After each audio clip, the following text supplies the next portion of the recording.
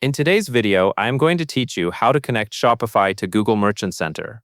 To begin, go to your Shopify admin dashboard. This is where you manage your store settings, apps, and sales channels. Make sure you are logged into the correct Shopify store before you continue, so you connect everything to the right account from the start. Once you are inside the dashboard, look toward the bottom area of the left side menu and click on Settings. This section gives you access to important store options and connected tools. After that, go back to the left menu and click on Apps. This is where you can view the apps already installed on your Shopify store and also find new ones that extend your store's features. From the Apps area, click to open the Shopify App Store.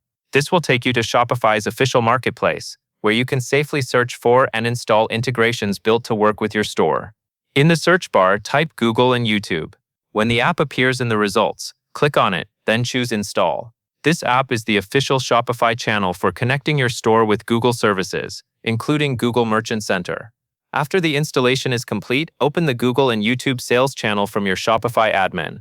You should see an option to connect your Google account. Click Connect Google Account to move forward. At this point, Shopify will prompt you to sign in to Google. Choose your primary Google account, especially the one you want to use for Google Merchant Center and related product management. Then review the permissions being requested and grant the necessary access. These permissions allow Shopify and Google to work together so your store data, products, and related information can sync properly. Once the connection is complete, you will be able to link your Google Merchant setup and manage your products through this integration. This is an important part of getting your products ready to appear across Google surfaces more efficiently. If you have multiple Google accounts, take an extra moment to confirm that the right one is selected before approving access, since that can save time later.